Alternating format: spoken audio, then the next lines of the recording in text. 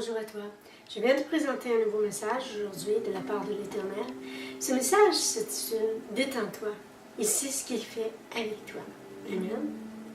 Ne crains pas, il sait ce qu'il fait et toi, tu l'ignores parfois. L'ennemi en a une vie à guider.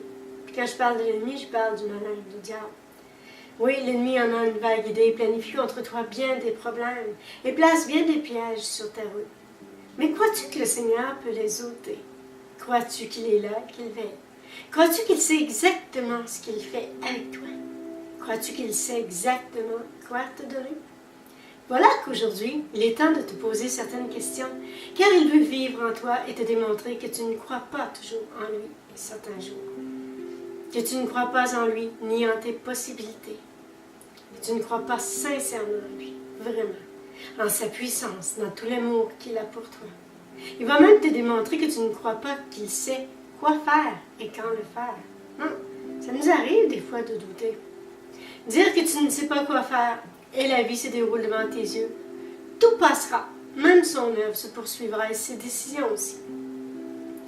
Oui, tout s'accomplira ainsi que les projets qu'il a formulés. Pour tous, ils se réaliseront.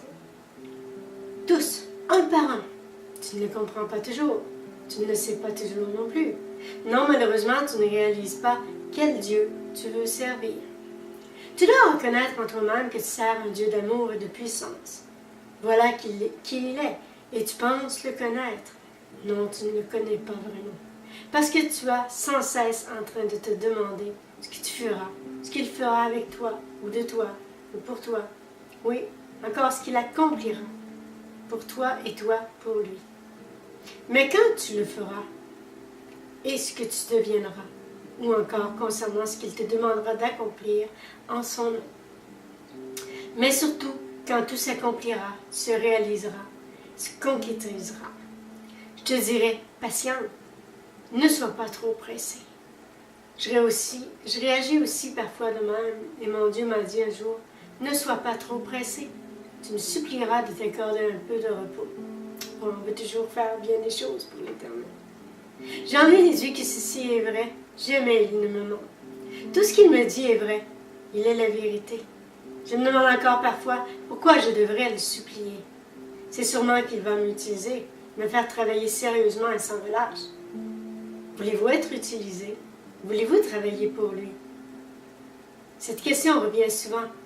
Mais avez-vous réalisé que s'il vous la pose, c'est qu'il veut vous en faire prendre conscience? C'est qu'il connaît aussi vos pensées, l'état de votre cœur.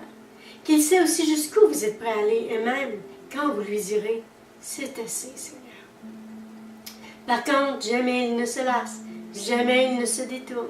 Il voit tout et entend tout. Peu importe ce qui arrive.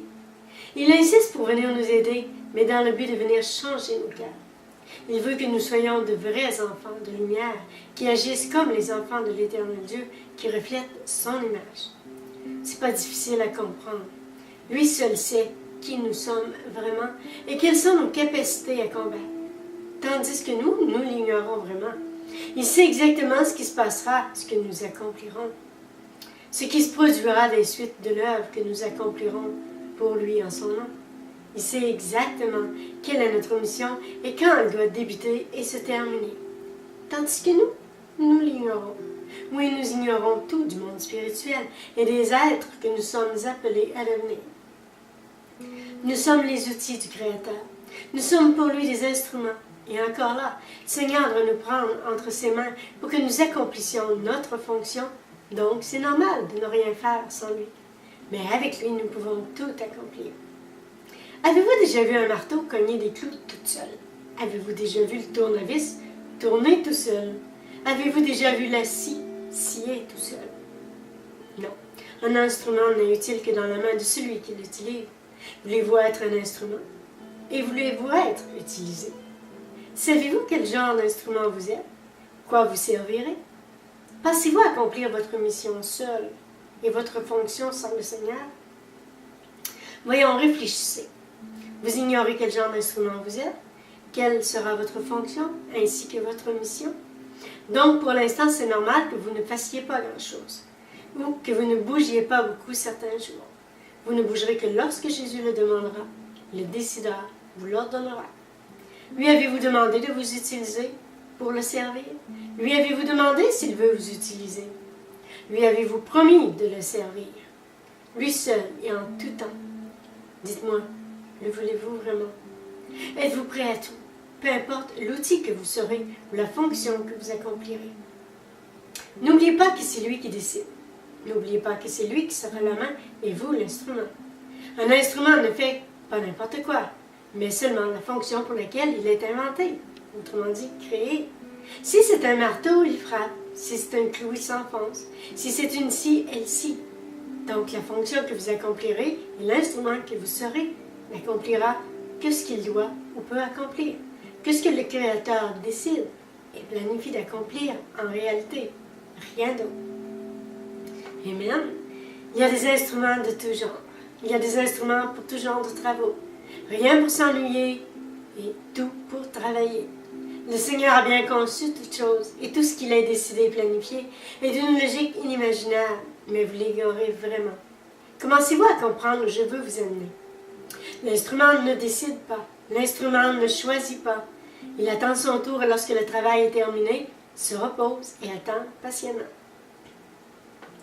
Donc, si nous voulons et désirons servir, nous serons l'instrument que notre Dieu a décidé et accomplirons notre fonction sans dire un mot, mais surtout selon sa volonté et son temps. Oui, nous devons laisser le Créateur nous utiliser lorsque le besoin se fait sentir ou lorsque notre fonction est nécessaire, attendue et réclamée. S'il faut laisser le Seigneur agir, il faut aussi le laisser apprécier tous ses instruments de travail. Oui, il est toujours reconnaissant, alors que nous ne le sommes pas toujours honnêtement. Un instrument doit être utile. Il sert à construire, sinon à quoi bon l'inventer? Un instrument doit être apprécié, sinon à quoi sert de l'avoir sous la main? Un instrument, c'est pratique, nécessaire et utile, mais aussi obligatoire certains jours. Ceci rend la vie et le travail plus agréables et faciles à accomplir. N'est-ce pas pour cela que les outils sont inventés et utilisés? Seigneur nous a créés pour accomplir une mission. Il nous confie une mission, un travail à accomplir pour lui. Il a aussi décidé de nous accorder une fonction précise et nous ne l'apprécions pas vraiment, nous ne la connaissons pas réellement pour éviter de dire « pas du tout » pour plusieurs. Oui, nous avons une vague idée parfois, mais selon à quoi il nous appelle, nous ne sommes pas prêts à le faire parce que nous ne voulons pas le faire la plupart du temps et que trop de choses nous retiennent, malheureusement. Il nous demande d'aimer et de pardonner. Il est même prêt à nous enseigner comment le faire, ce dont il faut faire, même quand le faire. Il y a toujours un temps pour le faire, et même un temps pour que notre Dieu agisse. Ouais. Il ne faut jamais oublier que si Jésus est venu sur terre, c'est pour nous le démontrer et nous l'enseigner. Amen. Soyez honnêtes envers vous-même. Regardez dans votre cœur. Moi, j'ai encore de la misère certains jours. J'ai toujours besoin d'un temps d'enseignement pour y arriver. Plusieurs porteront des jugements sur moi, mais regardez en vous-même et dites-moi si vous y arrivez avec tout ce que les forces du mal planifient et organisent contre vous. Surtout lorsque l'ennemi s'acharne, lorsqu'un voisin vous fait enrager ou parce que votre vie se complique, que des gens vous en font voir de toutes les couleurs. Essayez de réagir, mais de réagir tel que le Seigneur vous le demande ou vous l'a enseigné. Il nous demande même de prier pour nos ennemis. Le faites-vous? Dans 1 Corinthiens 13:10, il est écrit, vous avez appris qu'il a été dit, tu aimeras ton prochain et tu haïras ton ennemi. Mais moi je vous dis, aimez vos ennemis, bénissez ceux qui vous maudissent, faites du bien à ceux qui vous haïssent, priez pour ceux qui vous maltraitent et vous persécutent. Afin que vous soyez fils de votre Père qui est dans les cieux, car il fait lever son soleil sur les méchants et sur les bons, il fait pleuvoir sur les justes et les injustes. Si vous aimez ceux qui vous aiment, quelle récompense méritez-vous? Les publicains n'agissent-ils pas de même? Et si vous saluez seulement vos frères, que faites-vous d'extraordinaire? Les païens, eux aussi, n'agissent-ils pas de même? Soyez donc parfaits, comme votre Père céleste est parfait. Gardez-vous de pratiquer votre justice devant les hommes, pour en être vus. Autrement, vous n'aurez point de récompense auprès de votre Père qui est dans les cieux. Oui, ceci est écrit dans la Bible. Alors, qui dit Amen à ces paroles? Il sait ce qu'il dit. Il sait aussi pourquoi il faut le faire. Oui, il sait ce qu'il fait en nous. Nous l'ignorons. Nous ignorons même notre mission, quel est le but de cette mission. Nous avons trop tendance à vouloir le beau ministère. Sachez que tous les ministères commencent au bas de l'échelle. Il faut développer et comprendre la prière. Il faut commencer par s'approcher de l'Éternel Dieu avant de vouloir s'approcher des gens. Il faut changer son cœur avant de vouloir changer les autres. Il faut se laisser manier et enseigner avant de vouloir corriger et enseigner les autres. N'avez jamais pensé à cela. N'avez jamais vu cela ici. Mais, à votre avis, quel est votre ministère et quoi sert ce ministère? Ne devez-vous pas être un instrument d'amour, avant tout, entre les mains du Seigneur? Ne devez-vous pas apprendre à aimer pour aimer comme il nous a aimés? Sans cela, vous ne pourrez jamais lui ressembler, ni faire les œuvres qu'il a faites, encore moins celles qu'il a préparées pour vous. Laissez-vous aimer, laissez-vous enseigner. Il sait ce qu'il fait. Parfois, moi, je pense que je sais ce que je fais jusqu'à ce qu'il me dise le contraire, ou qu'il me demande que ce n'est pas conforme à sa volonté.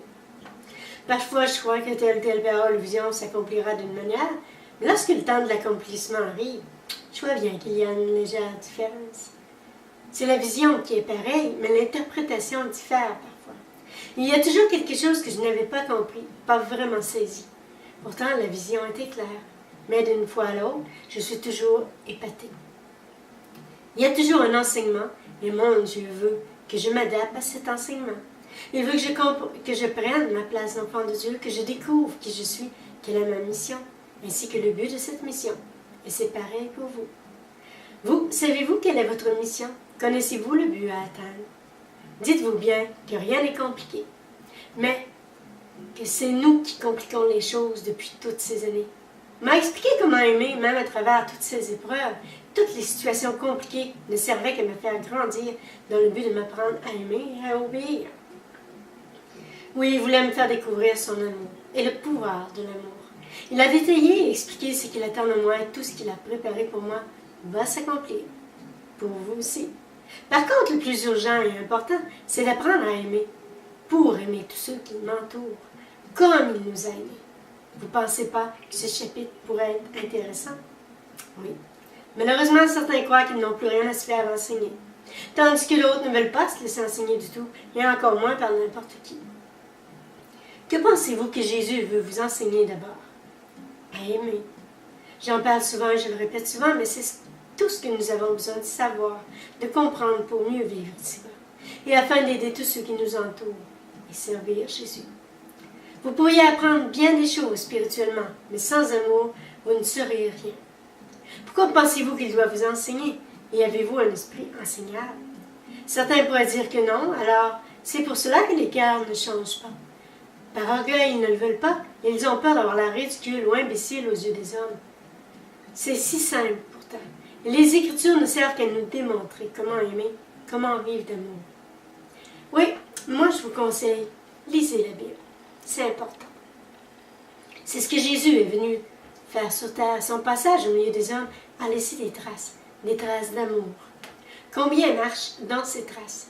Voyez-vous, un peu de gens marchent dans ces traces et plusieurs disent que oui, mais en examinant de très près leur comportement, leur cœur les trahit.